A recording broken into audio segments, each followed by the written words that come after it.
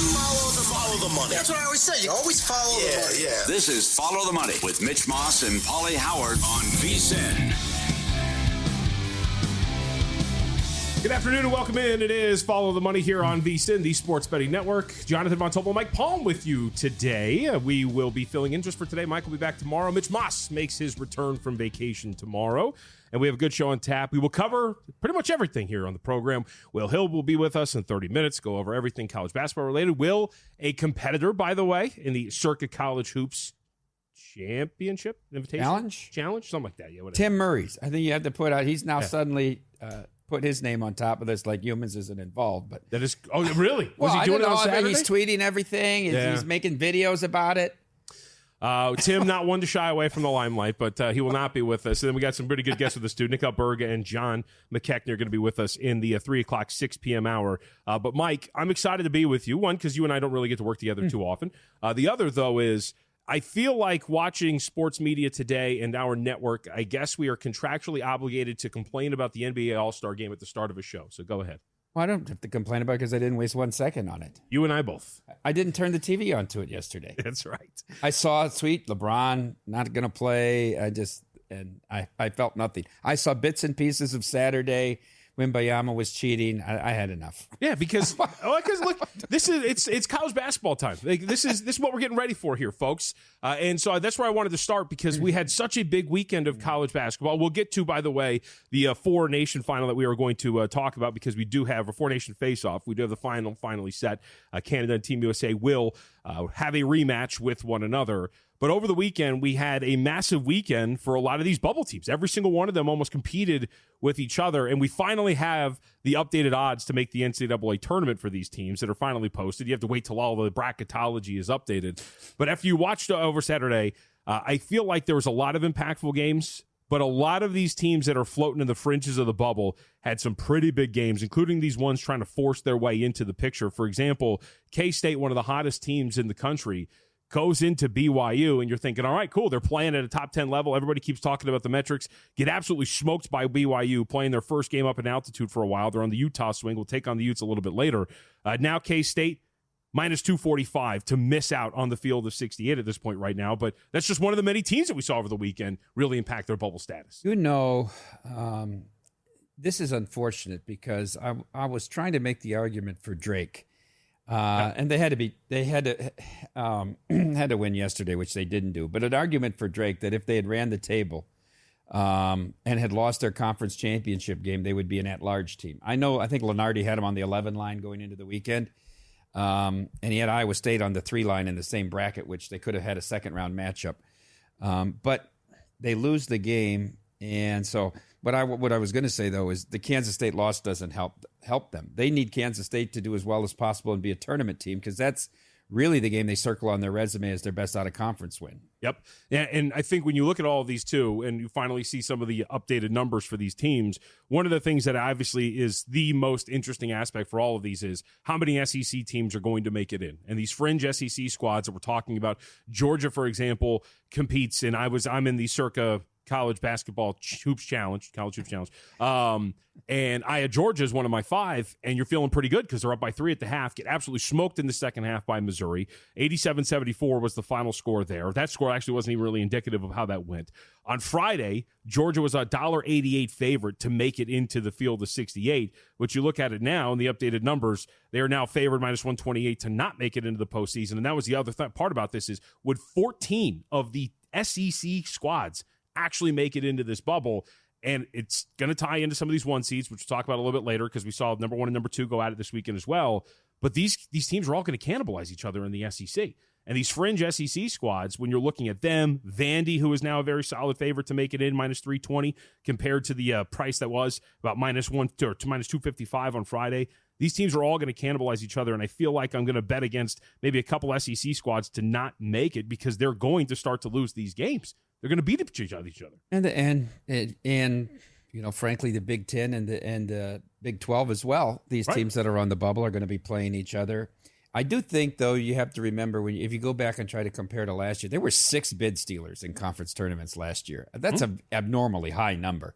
You think if it would normalize, that number is going to be more like 3, maybe 4. So maybe some more of these fringe teams can get in. I mean, the power ratings of these SEC schools are incredible, but are you really only going to get 3 from the ACC? I have 3 tickets against North Carolina getting in. So Yeah. I don't want them. Right, they're out of conference is horrible. Terrible. It's horrible. I mean, they beat Syracuse, but they didn't cover the number either. I mean, I couldn't believe the number was that big, 8.5. So I'm hoping against them. I have some nice tickets on them, high as 25-1, not to make it from early in the year, Really? and I've continued to bet it down, even all the way to 5-1.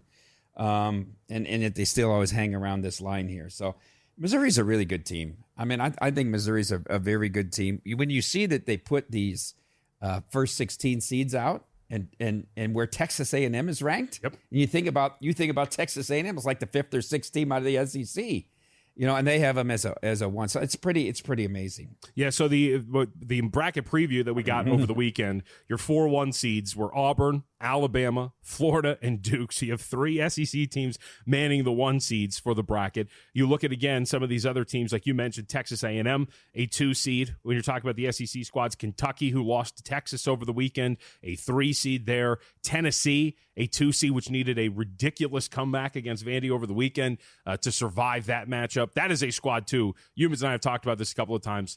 You can miss me with Tennessee. The overt reliance on the 3-point jump shots, the fact that they can't really get inside consistently. The Kentucky matchup was, I think, eye-opening.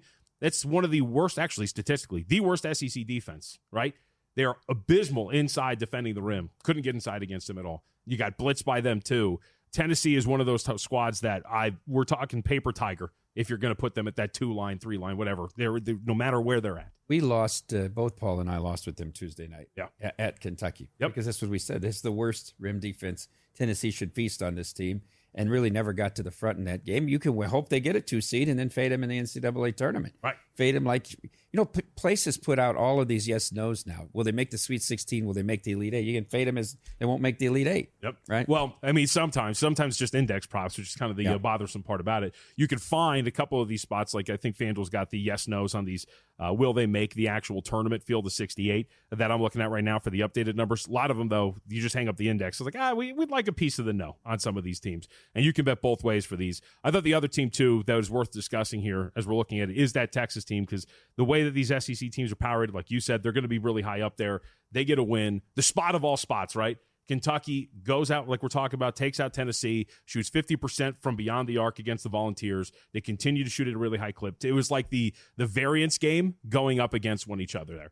Texas could not hit an outside shot to save their lives over the course of a couple of games in SEC play. Kentucky was doing it, and they finally take them down. I feel like we're going to get to, I keep telling this to Matt, we're going to get to the NCAA tournament, and we're going to get to the Elite 8, and it's just going to be like the Big Ten from the last few years, where we spent all this time talking about how great the conference is, and maybe we're talking about like 2 teams making it as far as the Elite 8 or the Sweet 16.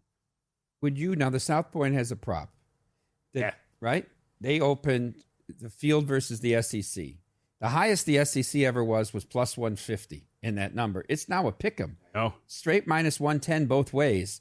If I told you have to wager $1,000 on that prop, are you taking the SEC or the field? I'll take the field. You will. Especially now that it's starting to climb down. I mean, when you're talking about the fact that I'm going to get, obviously, Duke, the Big 10, the Big 12 teams that are mixed up in there, some of these pretty talented Big 10 teams as well, I'll take my chances with some of these. And again, I think they're very good when we're talking about these SEC squads, but I think you can look at a lot of them and start to poke holes in what they are as some of these teams look. Look, we saw Alabama defensively have some really big issues over the weekend against Auburn. We've talked about Kentucky's defense. Texas A&M, I think, is a very inconsistent offensive team, relying on generating second chance opportunities as opposed to getting first shots. We can go through the list, I think, and really knock down some of these teams. In fact, you brought up Missouri. I think when you're looking at all right, who's the third best team in the SEC, I think you make a case it's Missouri. I think they're very, very good. They're competitive in every game. And they're a better shooting team than some of these squads. Would you look at a team like a St. John's? I listened to Pitino's press conference yesterday, about, shooting 35, 38, 55% and still being able to win games because they're so good defensively and create extra possessions. You ever look at a team like that can win without shooting well? So Humans convinced me. I do have him at 60-1 to right, because he gave me the sweet spiel, and I was like, you know what, I'll add it. I need some more. But the second I bet it, and I've watched them a little bit more, the shooting does bother me. Like you're shooting under 30% for the season. That's abysmal. And when you get into some of these games where you're going to start to trail, I mean, we saw it a little bit in the Villanova game, right? It was a tight game, but Villanova ends up shooting the ball relatively well, and they end up losing that game to them. By the way, that was like an outlier shooting performance for St. John's. They end up losing that. But can you trust them in these neutral court settings to constantly play such a brand of lockdown defense where the math game that you're going to be behind every single game you're going to be able to overcome? I say that about A&M, which my friend Bill Cramsey has them at 80-1 from early January. And I try to make the argument against Houston, but I watch them, and they do this on a whole nother level, right? Like they go into the McHale Center, which you could say is a top 5 hostile atmosphere, and dictate the pace of that game to Arizona. Yep. And I mean, I'm not a big Tommy Lloyd fan, but I don't know how you can go in and dictate on the road. And they played right into their hands, and they just wore them down. I mean, Arizona led most of the game, but they just wore them down and wore them down and wore Caleb Love down that entire game. That was an awesome game. We will see Arizona later tonight, by the way. Interesting spot against Baylor. Hey, sports betting, it never slows down, folks. That's why we're going to go, and neither should you. With the NBA and the NHL in full swing, the PGA Tour underway, March Madness about to tip off, MLB opening day around the corner. Action never stops. Start betting smarter with a VSiN Pro subscription. For as little as $9.99, you're going to get the daily email, all the plays from hosts and their guests, expert analysis, deep dive stats, and more. Don't place your bets unprepared. Get full access today for only $9.99 at vsin.com/subscribe. Mike Palm, JVT, when we come back, a little bit of hockey as we do have the final set in the Four Nations face-off. USA will take on Canada, but they have a game left. So what can we expect for the Americans? We'll discuss that next here on Follow the Money.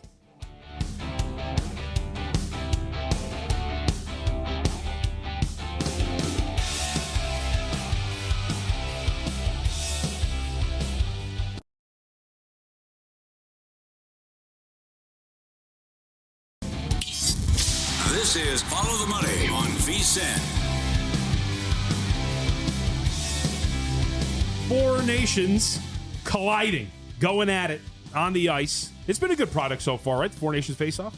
The game Saturday night, it might have been the best hockey game outside of a Stanley Cup final or a Game 7 since the 2012 Olympic gold medal match. I was at Bar Canada. Sure. We had plenty of Canadians show up. I was going to say, good setting. It's, I had to go to 90 on our volume for people to be able to hear. And usually it's only Super Bowl that we have to go that loud for. Right. It was a great John, it was a confluence of things that allowed that to be that game what it was, right? It can never happen again. One, it had the perfect setting in Montreal. Okay, the Bell Center, there's no better place for it. Two, it had to be a relatively meaningless round-robin match. They're not doing that in the finals, taking major penalties off the start and orchestrated fights. They're not doing it. Three, you had to have the geopolitical atmosphere of Trump, all right, and the tariffs. Four, they treated the Americans like crap all week up there in Montreal. Five, they booed the anthem once again, right? Six, you had to have NHL officials on this. I mean, if you had Olympic officials and Olympic, they might be suspending these guys from international play for months, right? You have to have somebody that understands the context of it. And so all those things had to conspire to that moment. And I mean, that the first period was just a wild frenzy for 30 minutes, right? Of the fighting and 3 fights in the first 9 seconds, and the McDavid goal. I mean, all of it was just incredible. And at the end of the day, I think America wins, which is relatively meaningless because they're going to play again for all the money in Boston on Thursday night. Right. So before we get to the rematch really quickly, then what do we do with the Americans today, right? Because that's the interesting aspect of this. They take on Sweden. They opened up as a $1.95 favorite here. Do they lay down? Do they not care? Do we sit guys? I mean, how do you handle a game like this when you have your matchup set and a big one at that, right? Like you would assume you're going to be pretty focused on what that is. They're going to rest guys. They're resting Hellebuck. Obviously, Ottinger's getting the start tonight. Where Bennington now are going to play 4 straight games, I would assume, although we'll ask Nick Alberga at 3 o'clock Pacific, what would you do if you were John Cooper? Would you turn to Aiden Hill here? I was really interested. Now, I laddered up Canada in that game, and I felt pretty good up 4-0 with 6 or 7 minutes to go. And then it gets down to a spot where they could almost have tied the game. So I lose some of the alternate bets. But if this game had gone to overtime, that's the only way Sweden could have still been alive. because the other two teams own the tiebreakers with Sweden. They all beat them. But if this game would have gotten to 4-4 overtime, then Sweden would have advanced to the final with a win. And I think the USA totally sits everybody they can. And you want to face Sweden. Well, don't you want to face Sweden again in the final and really stick it to Canada? They don't even make it to the final. Now I think they're just going to take it easy. I don't really know how to approach the game. Maybe you approach it over 6. It's just for the fact that there's going to be very little checking. Nobody wants to get hurt in this game. Neither do the Swedes. Right? I mean, they can't advance to the final. Meaningless game for them. I don't know. If I either would play it over 6 or maybe even take Sweden plus a puck and a half minus 155. Is there a third place game or no? No, I don't believe so. No, okay. I think the only game is the final game on Thursday in Boston. Yeah, well, we've seen, and as you're alluded to here, we've seen the Swedes take a little bit of action down here at Circuits, minus 182, plus 165, coming back on the other side. You guys actually, your opening price, it looked like on the screen, was as low as minus 155 for USA. So a little bit of action coming up in that way. Was that accurate? Opener minus 155? I think it was around there, yes. Yeah, okay. So at least the thought being, even with some of the backups, or at least the non-focused effort, still priced. The game moved as Canada scored the 2 early goals. That's when we started getting money on the USA, knowing that Sweden couldn't advance. Interesting. Okay, I like it. Let me ask you, because I wanted to ask. There's a lot of different ways you can look at this, especially when the MVP for the tournament. Did you have any thoughts on what this has looked like here in terms of what the MVP could look like for the four-nation face-off at this point right now? Current odds, Connor McDavid plus 275, Hellebuck at plus 275 as well. Then it goes down to Crosby at 4-1, Gensel at 7-1 and onward, McKinnon at 7-1. Yeah, I think Hellebuck's is the safest bet right now. I mean, he gives up 1 goal, that McDavid kind of sort of half breakaway there where he just skated by everyone. That was terrific. Gave up a soft goal, but only 1 goal defending him. So he's only given up 1 goal in 2 games, and he'll get his 3rd start against Canada. And, you figure if he gives up 2 goals or less in that game, that he is going to be the MVP. If it's a higher scoring game, then I would, you could bet them both right now, and you'd still make a profit on it. That's not a bad price on him at plus 275 right now. All right, can I pick your brain really quick on something? Sure. I have nothing. I have one thing in my pocket. I have the Vegas Golden Knights at about 16-1 to win the Stanley Cup final. As I enter now this portion of the calendar where I can actually start to pay attention a little bit more, and I want to start to bet these games and start to look at these futures boards, as we're resetting the NHL season when we come back, what is something worth noting at this point right now with the NHL when it comes from a future standpoint? Anything to buy low on as we enter the home stretch? Well, when I just address your ticket to begin with, I think that the other teams in the West are vulnerable. And probably the Knights are still going to move here, right? They normally do. So I think the West is pretty wide open in that regard. Colorado made some trades, but in the end of the day, they get rid of Rantanen. And so I don't think I have a ticket on them. I'm not too happy about it. Can Winnipeg continue to do what they do? Hellebuck's never been great in the playoffs. That they've won every game they had a lead after 2 periods. I mean, it's just unheard of. It seems unsustainable. It's like when the Vikings won all those games. That you're right, all the one possession games, and when it's not. And there's going to be some regression there. You would think. I've been looking a lot at the Maple Leafs in the last few weeks because I keep watching Joseph Woll, and I think Woll is one of these guys that you could put on your back through the playoff. And they haven't done well, and they've got a different voice in Berube there now. So when I look at the East and try to find somebody, I'm against Carolina. Carolina is undervalued every year. I don't know how every year they're the preseason favorite to win the cup. So from what I gather, right, Carolina, and you can correct me if I'm wrong here, seems like a very analytically sound team, right? Like shot share, high danger chances, things like that. And so they grade out really highly. And then we watch them kind of almost every single year, not reach the heights that the market expects. I mean, this last season in the pro season, you kind of saw an example of that. They were kind of priced to the moon in certain instances. And I think a lot of it seems to be that when I looked at them analytically, because they do have a feel for at least what I'm looking at with those numbers, they seem like a team that checks almost every box numerically. But I have discussions about who are the top coaches in the NHL, and it's Cooper and then who's number 2. And Brendan Moore always comes into the conversation. And I said, but they don't make it in the playoffs. I mean, I don't know. They're very good in the regular season, and you have to give them – they give a good, consistent effort every night. But they wear down in these 7-game series in the playoffs. And they've been such – they're more a European belt team. And when you get into these physical 7-game series, they really have nothing in the tank left when it comes to the end of it. And I know they've tried to add some more North American style of play. But I don't believe in Freddie Anderson as the number one. I think his heyday was 7-8 years ago, actually. I thought he was best when he was in Anaheim, even better than Toronto or now here. So I just don't think they can go a long way.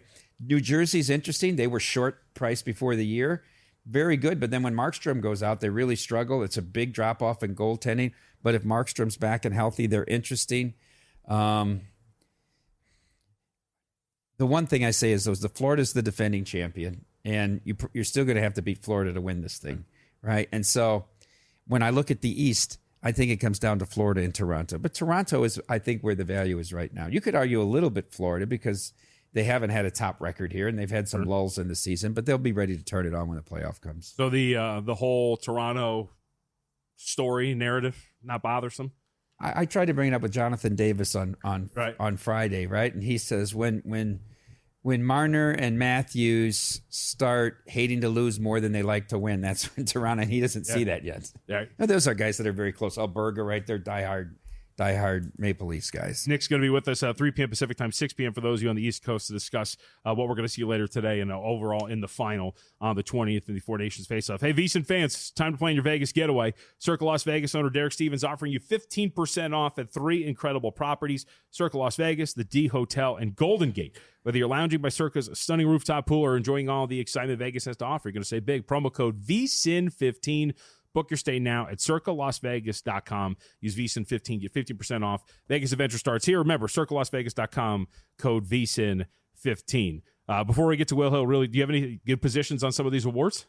No, I do have Canada to win it at plus 150. When the market overreacted to the first two games, when they went to overtime and the U.S. beat Finland 6-1, I thought the market, they were co-favorites going in, and the market overreacted. So I need Canada on Thursday. Okay. Feels like maybe an emotional letdown, no? Like you said, that's like the perfect example of being able to get everything go right for you. Unless Trump enacts the tariffs here in the next 24 hours, then I think emotionally, right, it's a little bit of a letdown. It has to be, doesn't it? It seems like it, especially after playing a meaningless game here and then now having to get ready up on the other side. All right, Will Hill's going to join us coming up here next. His Mets front and center. We heard from Juan Soto, who was not 600 pounds, as many people would like to tell you.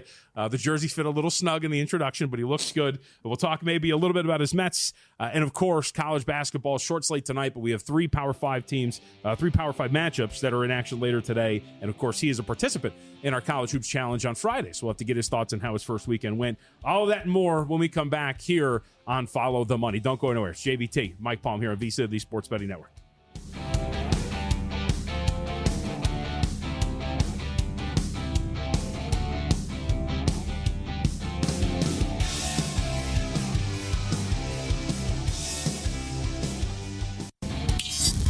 This is Follow the Money on VSiN. All right, welcome in. It is Follow the Money. By the way, I was about to do it. Minus 5,000, I call the show by a different name, considering I'm on a few of them.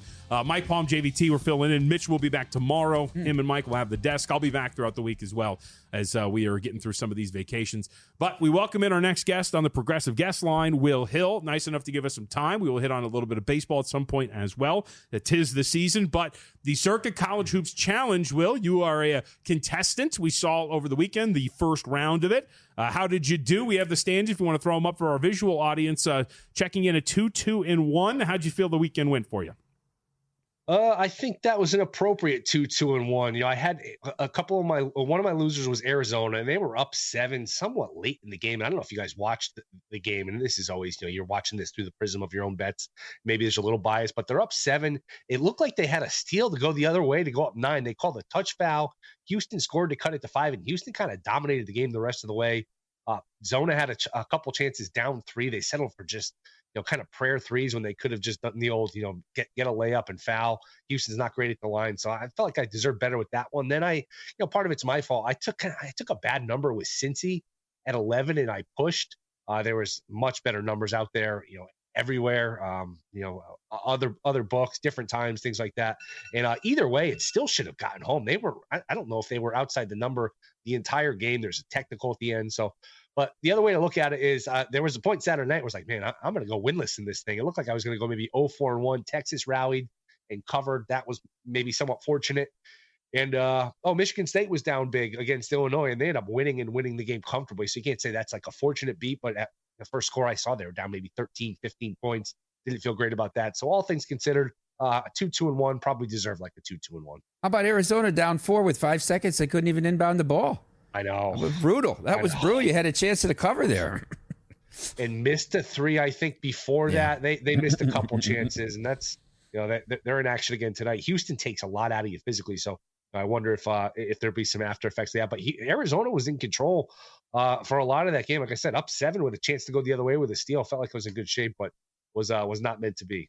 All right, let's hit on some of these games. And by the way, if we can throw this up one more time for our audience, overall record for everybody in the contest this weekend, 41-33-1. Best bets go 6-9 among the contestants. Mike, you made the comment.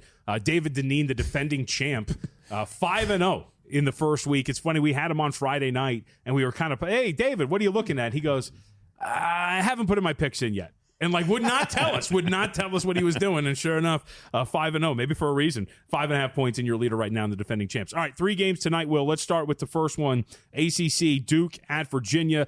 Duke beats up on Stanford. What do we make of them hitting the road now? Take on Virginia right now, numbers 14, total of 132 here at Circa. Do you go side, do you go total, or do you go somewhere else? Yeah, it's gotten bet down a little bit. I saw some 15s earlier in the day. So somebody's betting Virginia. I can understand that. That's a lot of points to be laying on the road in a conference game. I'm going to go. I think there's some 59s out there in terms of the team total. DraftKings is 58.5. I'm going to go Virginia team total under 59. I guess you were telling me during the break, Jim Root, our buddy, our fellow contestant in this contest, is on the same thing.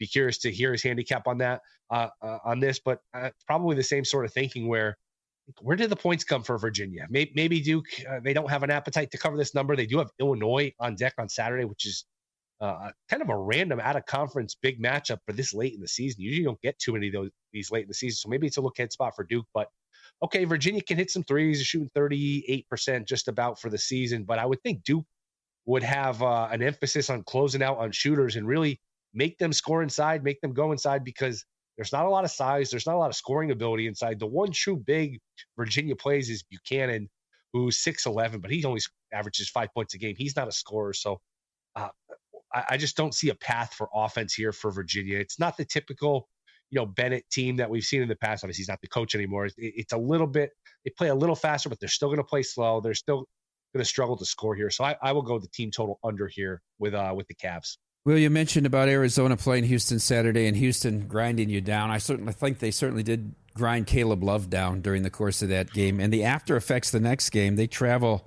to Waco to take on the Baylor Bears tonight. Baylor tied for 5th in the Big 12 right now. They are 12-1 at home this year. A short home favorite, 1.5 with a total 151.5. Yeah, I'm going to take Baylor. I just took them on the money line. I think minus 120 is pretty widely available. I just think it's a situational play. Arizona, when you play Houston, they just it's almost like who was it earlier this year in football? I think it was the Lions, where everyone who played the Lions never covered the next week. And he said, all right, these trends, you can find a lot of trends. Doesn't mean they mean anything. But Detroit was physical before they had all these injuries on offensive line, the defensive line. I think it's a similar sort of thing when you play Houston. Houston, they grind you. They're tough. It's just that's a tough 40 minutes when you play Houston. Now you throw in the fact that some travel here, where you go from Arizona Saturday to Waco, Texas on a Monday night. That's a quick turnaround, a physical game. I think, like I said, that they really kind of collapsed down the stretch. Is that a negative carryover to the next game? I'm sure if you're betting Arizona, you say, oh, it's a good spot. They're going to be motivated. I'm not so sure it's a good spot. I think this is a tough spot, actually. I'm going to go with Baylor here just based on the situation. Before we move on to baseball, and Will Hill with us here at Not the Will Hill, VSiN Contributor. Any thoughts on Kansas State making the Utah swing on the road here? Markets moved up to 3 in favor of the Utes, total 148.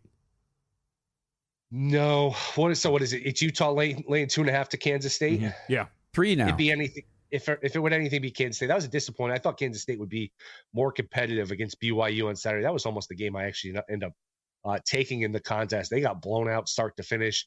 It'd be Kansas State or nothing for me. I do think they've played much better in general the past 6 or 7 weeks. Bunch of top 25 wins. Maybe they were just kind of due to cool off and lose to BYU, and they bounce back tonight. This is always a tough swing, when you're playing back-to-back games in altitude. So it's not a great situation, but it would be a lean towards the Wildcats, who are, I would imagine, I haven't looked at the Lenardi updated projected brackets. I'm sure they're right on the bubble, one of the last 4 in or out. I'm sure there's not too much breathing room for them either way right now. Before we go to baseball, one more game. I guess because it's an odd situation, I don't know if you made anything out of the handicap of it. You and I were supposed to play Murray State yesterday, and there was a rainstorm there, and lightning struck the campus in Kentucky. And so they had to move the game, power outage. They had to move the game to today in Nashville. Not Bridgestone, but they're actually playing on Belmont's home court. The number moved a half point from 1.5 to 2 here at Circa. You and I laying 2, 135. If anything, I guess I would just take the under. It's probably going to be a dead crowd, an unfamiliar gym. If anything, it would be the under. But yeah, that is an unusual one. I think that was supposed to be last night. I was doing the show. We were talking about that, and then eventually it just disappeared from the board. Like, where did that game go? And we were trying to research what happened. So nothing for me there. I'll give you an extra one though. Southeast Louisiana's playing McNeese, getting 8.5. McNeese has not covered these big numbers. I think 6, 7 in a row they haven't covered. I remember last year they went to the tournament and they were everybody's kind of sleeper pick against Gonzaga. Gonzaga just ran them out of the building. I don't know if they're going to be as popular a pick this year, but they're a powerhouse in that conference. It's just those lines are inflated so much. Southeast Louisiana is not bad, 17-9. So 8.5 seems like a lot of points. That would be another one I would take, if anything. Light card tonight, though. Yeah, it's not really great, but there's some good ones. There's some diamonds in the rough. So let's transition over to baseball. The last couple of minutes with you here. I'll let you go wherever you want to go. Board is up. Win totals are up. Futures, what do you got so far? I'll keep it simple. Reds and Red Sox. I think the Reds with Francona, adding Brady Singer to the mix, getting Spencer Steer back. If you look back last year, I think they outscored their opponents. They had some really bad luck in one-run games. That's a division where, there's no Dodgers, there's no Mets, there's no Phillies. I know you got your Cubs there who've had a nice offseason, and the Brewers always do more with less. But I could see the Reds with Francona taking a major leap forward. I like their pitching. There's some power there. We'll see if De La Cruz takes another step. I think the Reds could be contenders here. I think 5-1 to win a division. They've gotten bet a little bit, but to me, the Reds are a little bit of, to use your term, a diamond in the rough. I think there's some potential there. And the Red Sox, I hate to say this, a Yankee fan, but you had Crochet, you had Walker Buehler, who seemed to find something the last 5-6 weeks of the season and into the playoffs. You add Bregman, who I think will do well in that ballpark. Now there's whispers they might trade for Dylan Cease. Cora is a good manager. That's a good home field advantage where they always score runs. And plus, I don't know if people realize they've got a lot of prospects from the years of futility here. Marcelo Meyer, some of these other guys where those guys could either help middle of the season, be trade chips. To me, in an American League that's really kind of watered down, I think you can make a case 6 of the 7, maybe 7 of the 8 best teams are in the National League. The Red Sox being a playoff team, I think that's the safest way to play, like minus 120 to make the playoffs. If you want to go further, I think 25-1 on the futures board, something like that. I think the Red Sox are in for a good year here. I push back a little bit just about the starting pitching staffs, and I love the Francona move. I mean, like Hunter Green is the Anthony Davis of Major League Baseball. He can't stay healthy the whole year. And then when I look at the Red Sox staff, I don't mind your bet to make the playoffs, but they're going to have to get more innings than these guys have pitched before out of these starters, right? There are a lot of guys that give you 150, 155 innings that you're going to need 180 out of. Yeah, and to go back to your Reds point, Lodolo is another guy, really good, always hurt. So a lot of things are going to have to align. But if you're getting 5-1 for a division where you only might need 90 wins to win a division, we'll see what happens. I'm so excited to have it back soon. It's just it's a great time of year once we get it back. Will, always good to talk to you, buddy. Thank you very much for the time today. All right, see you guys. Thanks for having me. And now the Will Hill, Should Have Bet More podcast, joining us here on the Progressive Guest Line. Let's build on the Red Sox thing because I got my questions about Boston. We'll talk about that when we come back.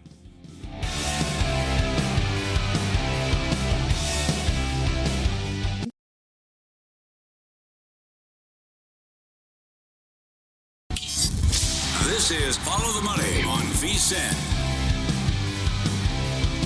All right, I am fired up because I do really enjoy the grind of the baseball season. It's right around the corner. It's going to be a ton of fun. Now, I'll probably hate myself because I'm in a dynasty league that, is run, I'll say run very well because I think the guy might listen to and watch the network, but it's run very well. It's absolutely fantastic. But I do kind of hit my head on the wall throughout the season. So I'm fired up, and we're starting to see guys out there, right? Guys in new teams being introduced. So when I was on Follow the Money last week, we got the news that Alex Bregman had signed with the Boston Red Sox. We talked about the deal. I think it's a little much, especially when you're talking about this guy. coming off of the year that he did as a 30-year-old. But we finally heard from Bregman, so let's hear from him. Listen to the jubilation, Mike. He's joining a special group of guys that are all in it together. It's good to be here. I've been fortunate enough to be in the playoffs the first 8 years of my career, and I plan on continuing to do that here. I'm a winning player. This is a winning organization. Those players are winning players. We have winning coaches here, and I plan on winning here. After talking with some of the guys over the last 2 days, I can see that there's something special here. Franchise players, veteran players, young players, all ready to get after it. All ready to get after it. Bunch of special guys coming into a clubhouse that gets it. Think you'd be excited. Paul was excited about it. And I can understand it, right? Team was on the service. What? I go on 670 The Score every Friday morning, and the Cubs fans are all upset they didn't land him. I said, count your lucky stars that you didn't pay this guy $120 million. Yep. This is Trevor's story, too, to me. Sure. And with options for it's his option every single year. Yeah. So, like, that's part of the problem is if the decline happens, and as I told Paul, you look back at his numbers from this last year. Walk rate was the lowest it's been. On-base percentage was the lowest it's been. It's like almost in the entirety of his career lows across the board. And when you talk about a guy that's 30, you don't really love it. Now, maybe your floor is raised by the park that you play in, and obviously the way that you swing the bat, that you're going to be helped out there. But I wanted to build on this aspect of these star players, right? This camaraderie that we're talking about, because that was my initial thought too. It was like, well, wait a minute. Alex Bregman, he plays third base, doesn't he? Who plays third base for the Boston Red Sox? I think Rafael Devers. I think he does too. And then we got news today, and we heard it from Devers. Not even news. He was asked essentially, hey, would you move to DH? Simple answer, no. I've already told him what I want. No. So here's why we wanted to bring this up, because an hour after we hear from Devers, who says flat out he refuses to change positions, will not do it, here's what Alex Cora had to say about the move.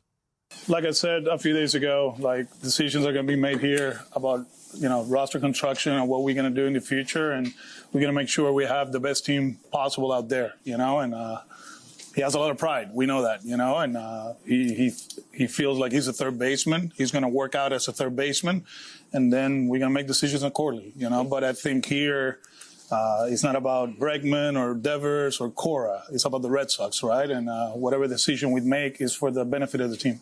I will say I like Alex Cora a lot. I think he's the man. I think he's a very good manager. So if there's a situation like this is probably one of the guys that I would pick to handle it.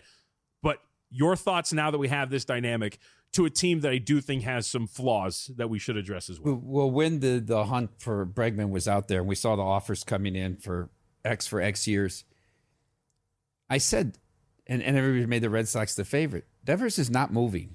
That's his position there. Bregman's going to have to play another position, whatever it's going to be. So this didn't surprise me at all what Devers said. He's the incumbent.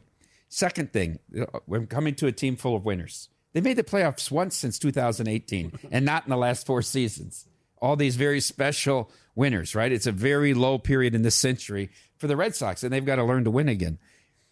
They put together a staff. Now, I get it, Crochet's on the up here, and the White Sox kind of shut him down at the end.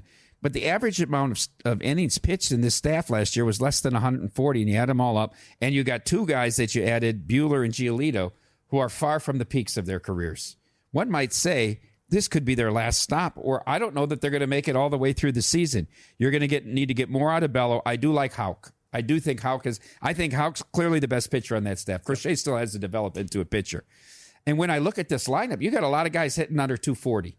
Okay, and I get it. It's a new league where 245 is the average, but you can't, after you get through the 4th place hitter, have everybody under 240 and generate runs. You're giving away too many innings here. So I think that they've got to take steps forward, and I don't think Bregman, while the park he's a good fit for, he hits very well in that park, and it's one of the few where he won't be exposed by because he will have a longer fence and left. I'm not all in on this team now suddenly becoming a wild card team. Yeah. And so team profile for them too, you look at it, win total of 86.5. They're essentially a pick, slightly shaded to the yes side to make the playoffs. Mm-hmm. These numbers I'm listing off courtesy of DraftKings. 425 to win the division, 10-1 to win the American League, 22-1 to win the World Series. I would agree with that. And one of the things that you and I brought up too, which I brought up to Paul a little bit, was, is this infield defense going to get any better? If you watched them last year, you know how many games that they blew? People talked about the bullpen. A big part was this infield defense couldn't feel the ground ball. They were awful at times, abysmal at times. And it was one of the big reasons why they failed to make out of the postseason. So that's one of the big things, too, is how much better are you going to be playing defense? And then you zoom out and you talk about how, look, like I like the Baltimore Orioles under their win total, but they're still going to be a very good and formidable team. You still have the Yankees that are going to be there as well. An American League overall that I think has some pretty solid depth to it. I'm not entirely sure I'm all in on this Red Sox train, considering what this could be. And God forbid Bregman actually is starting to decline and really show some of the true warts that we saw in some of his numbers last year. No, it's a tough division. It's a make or break year for Snyder and the Blue Jays as well. He's got a lot of pressure on him. And the Rays, no matter what lineup they put out there, play over 500. They just win. They just, even in years they're trying to give it away and selling off, they still are a 500 team. So I think it's a big ask. I know the American League is more interesting to bet because you don't have all these power teams and you feel like it's Yankees and then pick the next team and that has value. It's a bridge too far for me. I'm on the Rangers, by the way. On bounce back on the Rangers. Yeah, I do. I think the Rangers are very live in the West and they're getting overlooked. The West is. I would agree with you because I feel like the Astros might be taking a small step back here. Well, I definitely think they are. The Mariners led the league in ERA, missed the playoffs, and did nothing to get any more hitting. Yep. I mean, I don't understand what they were doing. I don't understand what they've been doing for a while, even at the trade deadline. Like, okay, like what was it a Rosarena and one other piece that I can't remember? Turner. A Rosarena was the big move. Yeah. Like, I don't know what we're doing here at this point. You're wasting these arms that you have. I asked this question, John, to people because I think it's interesting. If you could draft the 5 pitch starters for Seattle, in what order would you draft them? I think it's an interesting question. Sure. And it's not Castillo because of his age, right? I mean, if you could add them to your team right now, for me, it's Kirby. I think Kirby has the most upside. I don't know that he's learned to pitch yet. And then it's probably Logan Gilbert second. Yep. And if Wu could stay healthy, they have such a talented starting 5. Oh, Wu! I mean, Wu's. It's interesting too because Wu completely changed when he came up. You thought he was going to be like a strikeout machine, and then he seems like he's very talented because now all of a sudden he's pitching to contact, working his way through lineups, doing the smart thing, and he still I think has the strikeout stuff. When you look at him, like you guys last year before the season started, I know this because I lost on it. He was like 750-1 to lead the league in strikeouts because I thought like, hey, if you looked at his profile, especially in the minors, this guy has the ability to mow him down. Maybe he starts to become that, but I would generally agree with you when you talk about it. Kirby was also a bet that I lost. I had him before the season, like 25-1 to win the AL Cy Young. And I think that's something I still might go back on because you're talking about a guy who's just barely turned 27, who's got an awesome arsenal, and who could totally be, when we talk about the end of the year, the best pitcher on this staff by the time we get to the end of 2025. Like 1 out of 5 starts, he's got a no-hitter through 5 or 6, right? I mean, that's how good this guy's stuff is. Yep. No, I would completely agree. But to your point, too, about the AL West as a whole, we got the news today, too. Mike Trout's going to move to right field, so they're going to try to promote his longevity. They've been signing a whole bunch of old guys for a team that has some of the worst injury history you're going to see in injury variants ever. But Yohan Moncada is going to come in and play third base and save everybody, I'm sure. But you look at it overall, there's not that much depth to it. Plucky A's, the Sacramento A's might be pretty good on a night-to-night basis, but not going to win a ton of games. Do you look at any A's to lead the league in home runs playing in that AAA park in Sacramento? It's got to be something, right? Right? Then take a few shots there? Sure. I think it's totally. I mean, because you look at that, or, I mean, you're not going to play a ton of games out there, but you would think some of these AL West guys obviously going to get boosted by playing some more road games out there too, which will help you out as well. Hey, folks, go to the Apple App Store, Google Play Store. Make sure you check out the VSiN Watch app. You can watch and listen to show replays. It's how I watch the network. Early this morning, I was watching Joe and Kelly recap the All-Star game. Where's Joe? Joe was not here. I guess he had car trouble again, huh? That's bad. That's a bad beat. He did. Something with the tires. Yeah. Can Joe, by the way, you can watch all this on the VSiN Watch app. Check it out now. Show replays and everything. I was going to ask a question can Joe change a tire? How many people can change a tire? I have changed a tire before. I think you'd be surprised about the amount of people that cannot change a tire. Because they got AAA. They just call. Lazy. I mean, I've changed many a tire in my life. On his way out here like 10 years ago, didn't Hoops totally had 2 flats or whatever, and he changed both tires and barely made it to Vegas? How did you have 2 spares? I don't know. It's some incredible story of it's like our parents walking to school uphill both ways, 10 miles. in the snow, in the heat. Incredible story. Barefoot every single time. They were never late, though. Yep. All right. As Paul Nelson checks in, a blind man can see what the Mariners are doing, keeping the cash in their pockets. Would pretty much agree there, Paul, but come on, you got something. You got to do something with it. All right. We'll take a break, come back. Second hour already. We are going to cover a lot here. We got to get to, of course, back to college hoops, a lot to get to, and a card tonight that does have some interesting spots we'll discuss when we return here on Follow the Money.